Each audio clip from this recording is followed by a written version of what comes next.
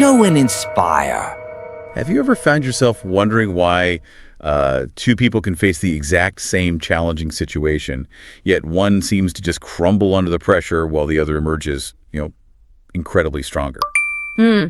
Definitely. Or, like, why someone with seemingly limited resources manages to create abundance while another person, maybe with the same assets, lives trapped in fear and poverty? It's a question that really makes you stop and think, doesn't it? It absolutely does. Yeah. And our default, I think, tends to be looking outside ourselves for answers, external circumstances, luck, maybe opportunity. But what if the profound shift, the real secret, isn't found out there at all? And that's precisely what our sources for this deep dive get into. They present a truly radical idea, one that kind of turns our perception of reality on its head. Okay, intrigued. What if everything you perceive around you isn't an external fixed reality, but simply a direct reflection of who you are inside? Wow, okay. The central, almost mind-bending concept we'll explore today is this. You don't live in the world lives in you. That's a concept that demands a different way of thinking. It suggests a far deeper level of personal power and maybe responsibility than most of us are really taught to consider. Right.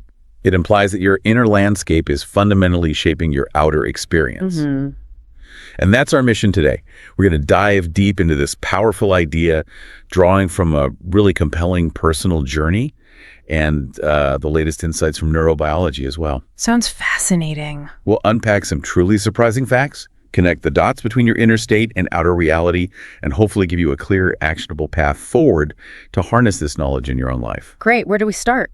Well, our journey into understanding this really begins with a deeply personal and honestly quite raw story from our source material. Okay. Imagine waking up every single morning and the very first thing that registers isn't, the light or sounds, but a profound, debilitating pain. And this wasn't just physical agony, although an intervertebral hernia diagnosis certainly played a big part.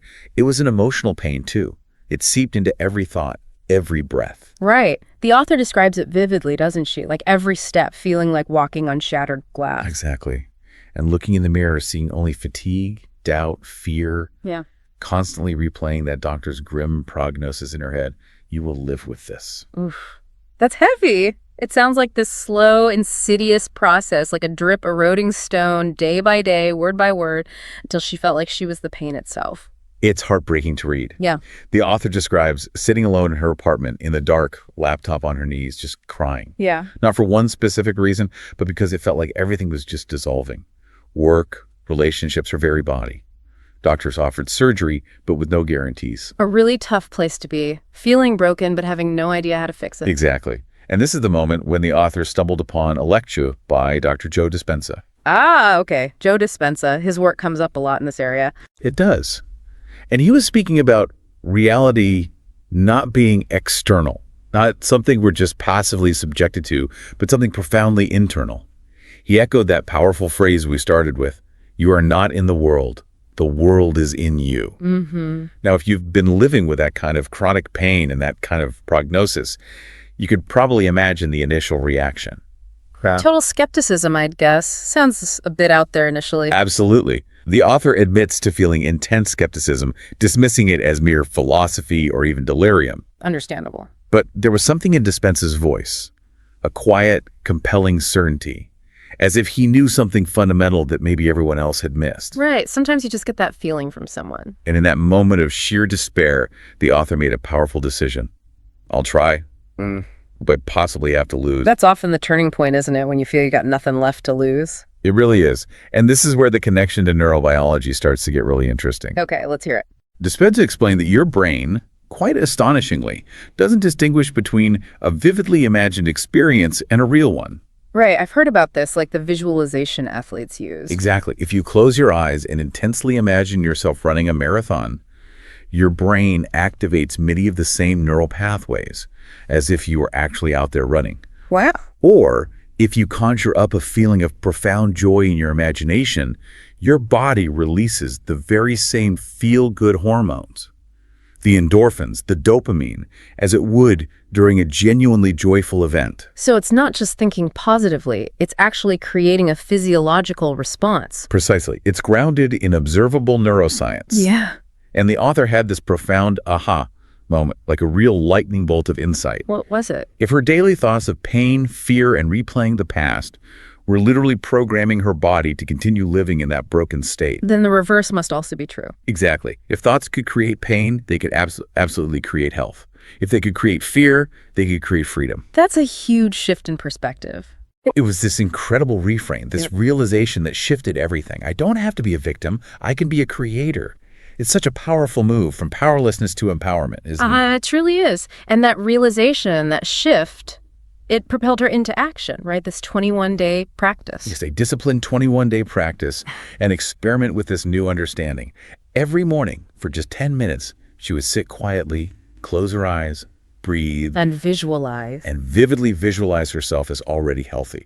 Not, I hope to be, or I want to be, but an internal knowing, a feeling of, I already am. Embodying it. Yes, feeling her feet firmly on the floor, spine straightening, muscles relaxing, chest opening wide, silently affirming, I feel like I'm already healed. And really trying to feel that feeling in her body. That takes focus and consistency. Oh, definitely. And our source notes that on day 3, she nearly threw in the towel. The dip happens with any new habit. Totally. The doctor's pity, her spouse's discouraging words, you will never be the same. They were echoing really loudly in her mind. The old programming fighting back. Exactly. But a persistent inner voice urged her, continue. Just one more day, see what happens. And thank goodness she listened to that voice, because things started to change, didn't they? They really did.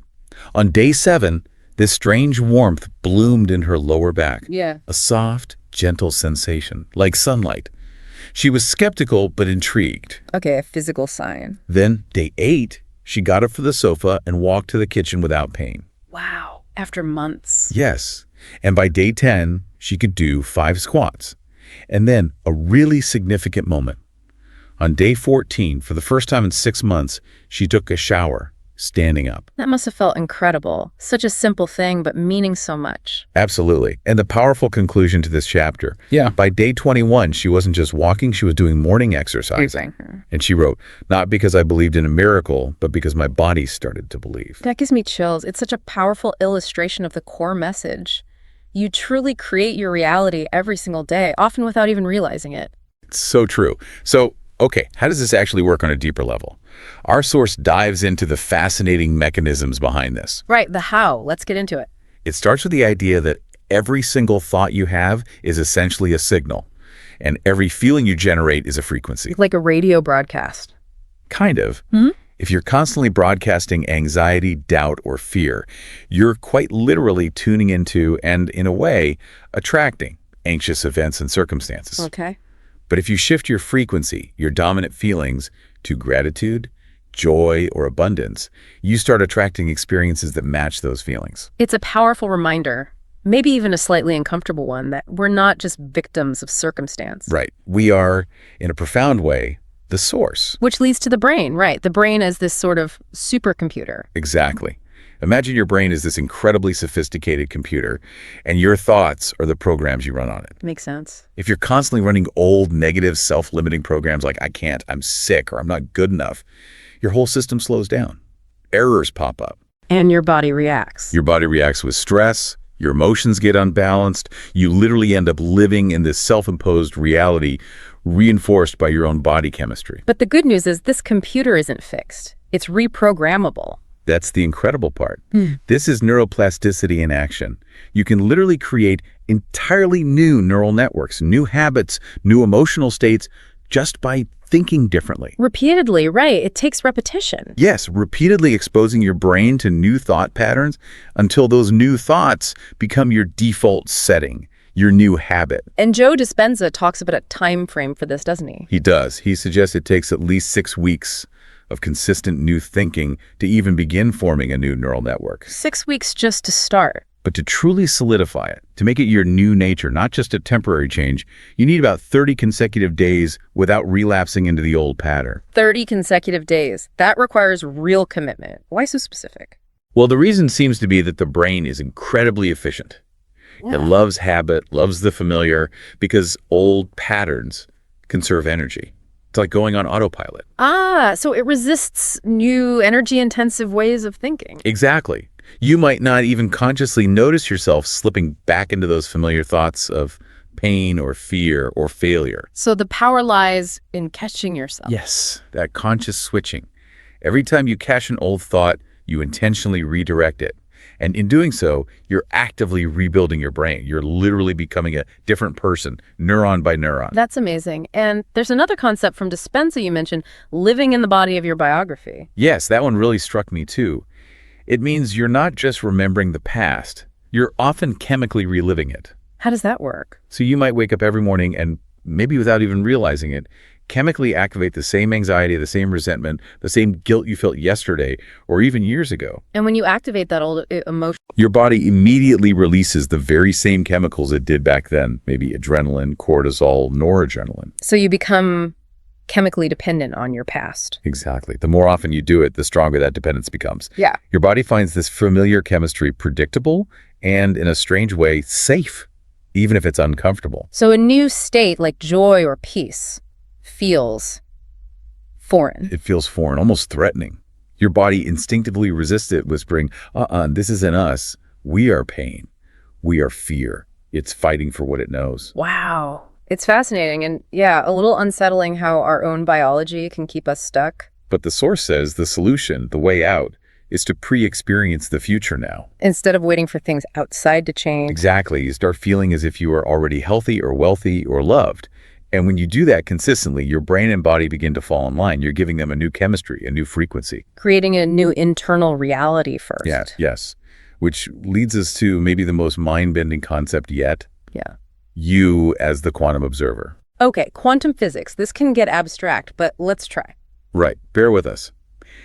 In the quantum world, a tiny particle doesn't exist in one fixed state until it's observed. Before observation, it's like all possibilities at once? Precisely. It exists in all possible states simultaneously. But as soon as you observe it, it chooses one state. Your attention literally collapses reality into a specific form. Okay. So how does that apply to us, to our lives? Well, the source points out that you are that observer in your own life.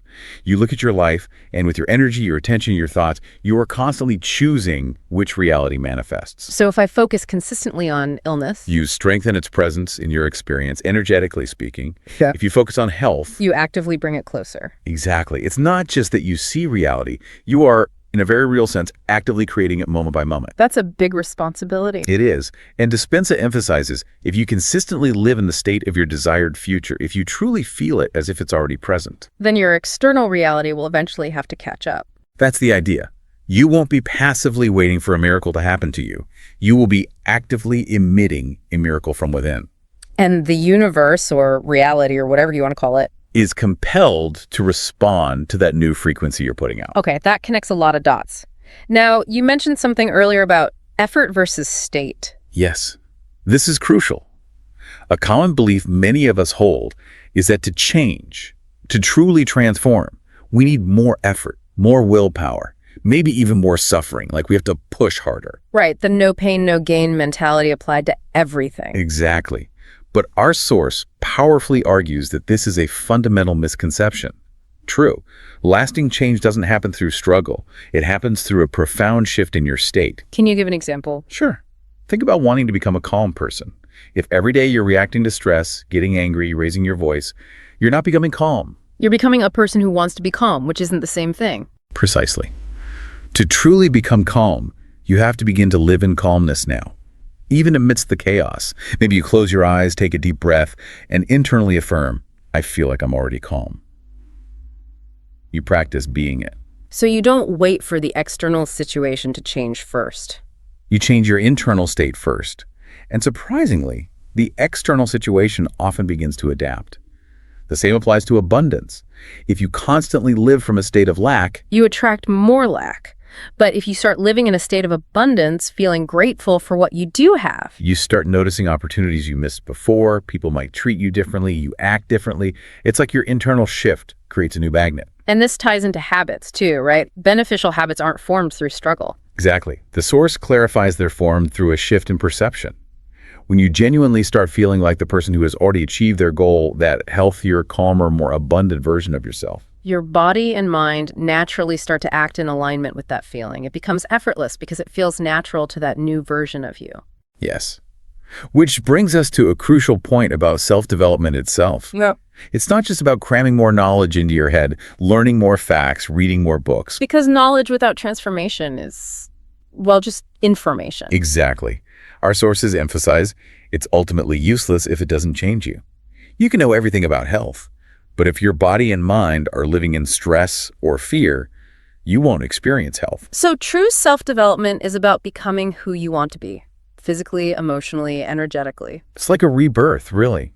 A recreation of yourself from the inside out. And while all the practical stuff, sleep, nutrition, movement, breathwork, meditation, relationships, environment, they're all incredibly important supports. The most crucial element, the absolute foundation, is your inner state. Because when you truly change your state, everything else starts to shift in response. You see differently, hear differently, act differently. And the world responds to you differently. It has to. Okay, so after exploring all these powerful concepts, the big question is, how do I actually start doing this? How do I create this new reality today? Right. And our source offers a simple yet incredibly powerful 12-minute practice that can genuinely change your day and with consistent regularity, literally change your life. Okay, let's walk through it. A practical takeaway. First step, find a quiet, comfortable place, somewhere you won't be disturbed for these 12 minutes. You can sit in a chair, on the floor, whatever works. Got it. Quiet space. Now, gently close your eyes, and if you can, take your shoes off. Feel your feet connected to the ground. It really helps anchor you. Grounding. Okay. As you settle in, take 3 deep, intentional breaths. Inhale slowly and deeply through your nose. Really fill your lungs. And then exhale even more slowly through your mouth, making the exhale longer than the inhale. Yes, feel that sense of release with each out breath. Okay, 3 deep breaths. Now, consciously relax your forehead. Just let any tension melt away. Relax your jaw, let it soften.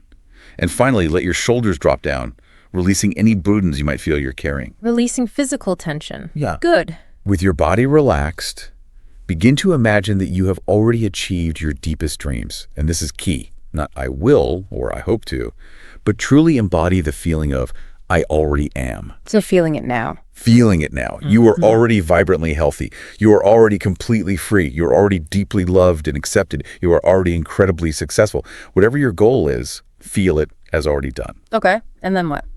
Now, feel this state deeply within your body. Where does this feeling resonate most strongly for you? Is it a warmth in your chest? A lightness in your abdomen? Maybe a tingling in your fingertips? Or does it just permeate your entire body? Locating the feeling physically. Yes. And breathe light and energy into that feeling as if your breath is expanding it, saturating your whole being with it. Okay.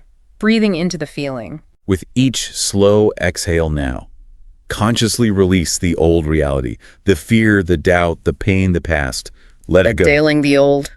And with each deep inhale, embrace the new, the strength, the peace, the joy, the freedom of your desired future, which is now your present. Inhaling the new. Got it. Now, we're going to use affirmations, but not just saying words, really feeling each word. Repeat these affirmations 3 times each, slowly and clearly, aloud if you can, or silently. Okay, what are they? I feel like I'm already healed. Go slightly. I feel like I'm already living in abundance. Oh, pause. I feel like I'm already loved and accepted. I feel like I'm already the person I want to be. Feeling each one as you say it. 3 times each. Exactly. And after repeating those, just sit in this new state for a few moments. Don't try to think or analyze. Just be within this feeling. Allow your body to adapt to this new frequency as if every cell is saying, yes, this is me now. This feels right. Just letting it soak in. Yes. And finally, after a few moments of just being, gently open your eyes, take a nice stretch, notice your surroundings again, and maybe allow a soft smile to form on your face. You've just stepped into a new reality. That sounds really accessible. 12 minutes. It is. And what you've just done in those 12 minutes is incredibly powerful. Yeah. You've essentially created a new reality, not in some distant future, but right now, in this present moment. You stepped out of linear time in a way. Exactly. You stopped waiting and you started living in the future, feeling it as if it's already here. And when you feel the future as the present. Your body and mind begin to adjust. Your genes literally activate in new ways. That's epigenetics right there. Your internal state influencing gene expression. Wow. And neurons rebuild. Neurons actively rebuild new pathways. Your energy shifts, and you start to attract events and circumstances that align with that new frequency. This isn't just like positive thinking or wishful thinking. Not at all. This is neuroscience, epigenetics, and the principles of quantum psychology, all converging to demonstrate your innate power to shape your reality. Amazing. It really brings it all together. So as we wrap up this deep dive, let's just quickly recap the profound truth we've explored here today. Go for it. You are creating your reality every single day, often and subconsciously. But now you know you are not merely a victim of circumstances. You are, in a very real and powerful way, the source. That's the key takeaway. You are the source. And this leaves us with a truly provocative question to maybe ponder as you go about your day. Let's hear it. You might believe you're limited by your physical body, by the constraints of time, by your external circumstances. But what if? What if you were only limited by your belief that you are limited? What if you were already whole? What if you were already free? What if you were already everything you strive to become? That's a powerful thought to sit with. We really encourage you to try living as if this is true, even for just 5 minutes a day, using that practice or just carrying that feeling. Observe what begins to unfold. You don't have to suffer to grow. Maybe you've suffered enough. Exactly. You've already navigated so much. Now, it's maybe your turn to experience growth, not through struggle, but through this kind of profound transformation from within. Beautifully put. And the final reminder. Remember, your world is not out there. Your world is within you. Know and inspire. Subscribe and like, because it will be more interesting further.